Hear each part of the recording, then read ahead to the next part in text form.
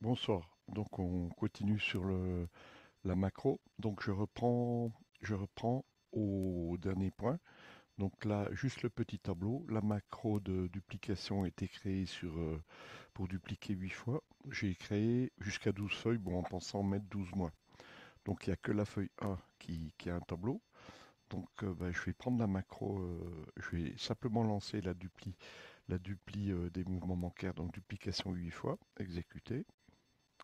Voilà, feuille 9. Je la réexécute à la limite. Elle va s'arrêter en feuille 12 parce que bon, elle peut pas aller 8 fois. Donc elle va faire un petit bug, mais elle va exécuter quand même jusqu'à la fin. Exécuter. Voilà, donc c'est bien. Je reviens sur la feuille 1. Vous voyez que le petit souci, c'est que la mise en forme n'est pas faite, hein. Bon, attention, le taux de zoom est à 100% sur les autres feuilles. La feuille 1 est à 120, hein, donc, mais ça, c'est pour mieux vous montrer. Mais bon, le taux de zoom n'a pas d'impact.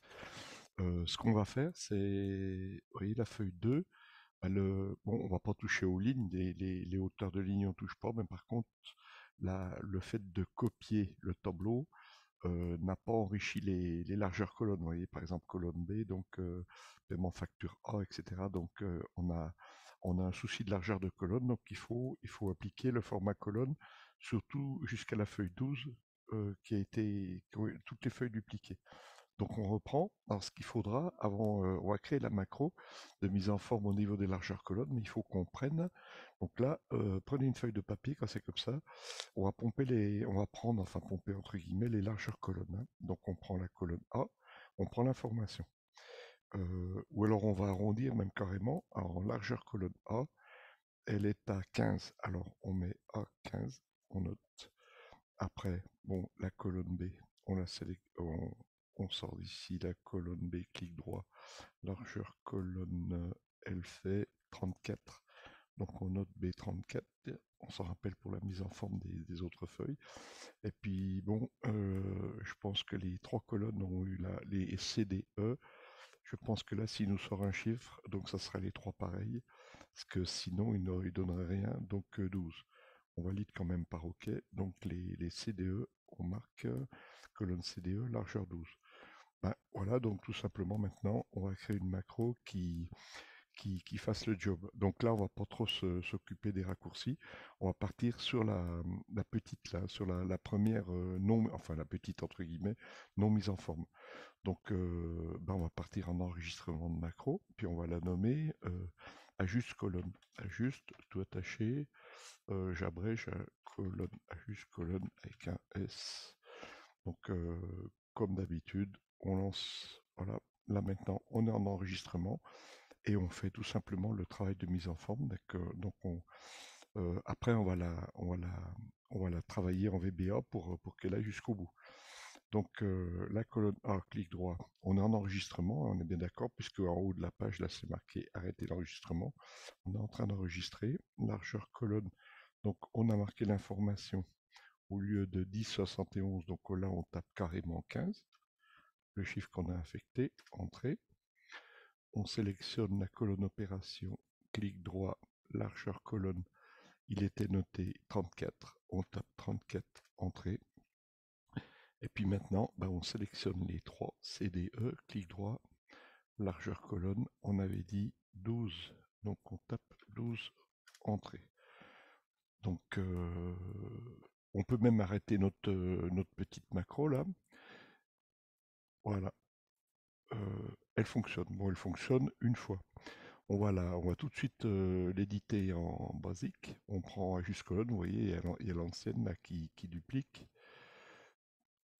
Voilà, les autres sont dupliqués en petit là. Voilà, la deuxième, là, à ce stade-là, il n'y a que celle-ci qui a été... bon, le taux de zoom, si je mets 120, elle sera pareille, hein, elle sera pareille. Donc, la macro ajuste colonne, on y va, on la sélectionne ajuste colonne et on fait le pas à pas. Et là, bon, l'astuce, on va, on voit que ça a été colonne sélection, colonne A, colonne with la largeur 15, etc. Par contre, si on veut continuer copier ce chapitre-là à la suite, il nous manque quelque chose, c'est le saut de page. Donc là, il faut qu'on aille ActiveSheet. Donc qui existe dans la macro précédente. Donc on peut, si on se rappelle pas de la syntaxe, on ferme le debugger. On est obligé. On va prendre la macro précédente ici. On va prendre le pas à pas. Et puis là, on se rappelle que le saut, vous savez, le contrôle page down là, pour changer de feuille, pour aller sur la feuille de gauche, c'est Active Sheet Next Select. Donc là, on le copie. Voilà, on le copie, on ferme le debugger de cette macro, on reprend l'autre macro qui est ajuste colonne, on prend le pas détaillé, on se met à la fin du premier chapitre, et c'est là qu'il y aura le saut, le changement de feuille. CTRL V, je colle, je me mets là, mais là, bon bah, par contre, là, je peux y aller, je peux prendre mes enrichissements, copier, je me mets après le changement de feuille, CTRL V, coller, et là, je peux même prendre une fois, donc là maintenant, je prends l'Active Next, le changement de feuille, je le prends en copier ici, voilà, je fais rentrer, je colle, je fais rentrer, il est encore dans le presse-papier, CTRL V, etc. Bon, je gagne du temps, bon bah là je peux encore en faire une, j'ai pas besoin d'en faire éternellement.